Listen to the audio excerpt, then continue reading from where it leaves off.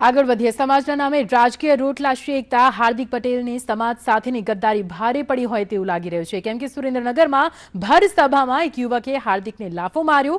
વઢવાણમાં બદલાણામાં હાર્દિકની જાહેર સભાનું આયોજન કરવામાં આવ્યું હતું। તે દરમિયાન એક યુવાન જેનું નામ તરુણ ગજ્જર જે અચાનક સ્ટેજ પર આવી ચઢ્યો અને હાર્દિકને ભર સભામાં લાફો ઝીંકી દીધો।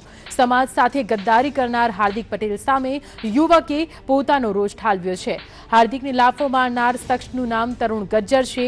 તે કડીનો રહેવાસી છે અને તરુણ ગજ્જરે હાર્દિકને 14 પાટીદારોના મોતનો દોષી પણ ગણાવ્યો છે। લાફો મારતી વખતે જા રાહુલ જા ગાંધી સાથે ભળી જા તેવું કહીને લાફો માર્યો। હાર્દિક પર થયેલા હુમલાના કારણે પોલીસ ફરિયાદ પણ દાખલ થઈ છે। પોલીસ દ્વારા પણ નિવેદન આપવામાં આવ્યું છે કે તરુણ પટેલના પરિવારને પાટીદાર આંદોલન સમયે ઘણું વેઠવું પડ્યું છે। હાર્દિકે જાતિવાદના નામે શાંતિ ડહોળવાનો પ્રયાસ કર્યો। અગાઉ પણ 2 વખત તરુણે હાર્દિક પર હુમલો કરવાનો પ્રયાસ કર્યો હતો, જો કે તેમાં તેને સફળતા નહોતી મળી। મહત્વનું છે કે ગઈકાલે પણ હાર્દિક પટેલના હેલિકોપ્ટર ઉતારવા મામલે વિરોધ કરવામાં આવ્યો હતો। પાટીદાર અનામત નામે રાજકીય રોટલા શેકીને હાર્દિકે માત્ર ને માત્ર પોતાનો જ સ્વાર્થ સાધ્યો છે અને આજે તે સમાજ સાથે ગદ્દારી કરીને કોંગ્રેસના પ્રચારમાં સભાઓ ગજવી રહ્યો છે। 2015 હાર્દિકભાઈએ સભા કરી કે પાટીદાર સમાજ માટે બધું સારું કર્યું એને બરોબર। એ વખતે મારી વાઈફ પ્રેગ્નેન્ટ હતી, કરોડ દવા ચાલતી હતી। અમે જે તકલીફ સહન કરી, એક વખત નહીં 2 વખત તકલીફ સહન કરી। મારી વાઈફનો મિસકેરેજ રહી ગયું, બહુ તકલીફ પડી। પછી એકવાર ભાઈ બાબુ બીમાર હતો, એ દિવસે પણ કલોલ જતા દવાખાના અમને તકલીફ પડી કે ગમે ત્યાં ગુજરાત બંધ કરી દે, ગમે ત્યાં તકલીફ કરાવો, ગમે ત્યાં નાત જાતનું કરાવો, આમ પબ્લિક હેરાન થાય। 14 જણા શહીદ થયા। એ પાટીદાર સમાજ માટે કલંક કહેવાય।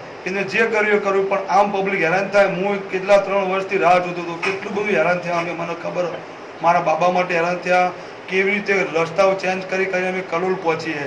એ ગુજરાતનો હિટલર હોય એવી રીતે શાસન કરવા માગે, એ એની જાતને એવી રીતે સમજે કે હું કવિ હતા ગુજરાતમાં, પણ આમ પબ્લિકનું શું કરવાનું? આમ પબ્લિક હેરાન થઈ હતી અને મારો જીવ જતો રહે એવી કન્ડિશન હતી, તોય અમે એ દિવસે બચી ગયા। મને ખબર કેટલી તકલીફ પડી। કલોલ પહોંચતા અમારે 2 કલાક લાગ્યા હતા, અમદાવાદ પહોંચતા એકવાર 3 કલાક લાગ્યા હતા। હાર્દિક કે એટલું થાય ગુજરાતમાં, એ ગમે ત્યાં નેટ બંધ કરી દે, ગમે ત્યાં કરી દે, સમાજના કોઈ વ્યક્તિનું હંભળે નહીં। એના સમાજના કેવા ધુરંધર વ્યક્તિઓ, એ ઝાલાવાડી 42 સમાજનો છે। વાસુદેવભાઈ લવજી, બુધરભાઈ રામકૃષ્ણ વાળા, કાંતિભાઈ રામ, સારા વ્યક્તિઓના સમાજના એ બાળક બરાબર ગણા। એ કોઈ વ્યક્તિની ગણતરી કરતો નહીં। એ હું સમજો કે હું ગુજરાતનો હિટલર। આખા દુનિયામાં ગુજરાત શાંતિપ્રિય રાજ્ય હતું। મને કોંગ્રેસના ભાજપ હાર્દિક પ્રત્યે કોઈ વિરોધ નહીં, પણ હાર્દિકના જે વિચારો ખરા, એ વિચારો એ બાળકોનું, એ છોકરાઓનું, એ ગુજરાતના બાળકો ખરા એને ગેરમાર્ગે દોરી અને એ જે કરી રહ્યો છે એનો વિરોધ છે। પર્સનલી મને જે બાબાને મારા મને જે છોકરાને તકલીફ પડી એના હિસાબે અમે સ્ટેપ લીધું હોય, એ આ મારી જાતનો પોતાનો પર્સનલ વિરોધ છે। મને કોઈ વ્યક્તિએ કહેવામાં નહીં આવ્યું, આ મારી જાતનો પર્સનલ વિરોધ છે અને હું એનો વિરોધ કરતો રહીશ। આજે સુરેન્દ્રનગર જિલ્લામાં હાર્દિક પટેલની સભા ચાલતી હતી વડલાણામાં, વઢવાણ પોલીસ સ્ટેશનની હદમાં। જ્યારે આ સભા ચાલુ થઈ ત્યારે એક માણસ જેમનું નામ તરુણભાઈ મનુભાઈ ગજ્જર, રહેવાસી જયસિંહપુર કડી તાલુકાનું છે, આવીને એમને લાફો માર્યો। આના ઉપર પોલીસ કાયદેસર કાર્યવાહી કરી રહી છે। પણ એમની જો પ્રારંભિક પૂછપરછમાં જાણવા મળ્યું, આ કહે છે કે તમે જ્યારે પાટીદાર આંદોલન ચાલતું હતું ત્યારે 14 પાટીદાર જો શહીદ થયા એમનો તમે ભોગ લઈ લીધું અને આના પછી તમે આજે હેલિકોપ્ટરમાં ફરો છો, કોંગ્રેસમાં તમે જોડાઈ ગયા છો। અને બીજું કહે છે આ કે જ્યારે પાટીદાર આંદોલન ચાલતું હતું ત્યારે અમારી વાઈફ પ્રેગ્નેન્ટ હતી અને અમે અગવડતા પડી। જ્યારે અમે એમને કલોલ હોસ્પિટલમાં લઈ જઈ રહ્યા હતા ત્યારે અમારે એમને 1-1.5 કલાક રોકવાનું પડ્યું, એમને બહુ પેન થયું।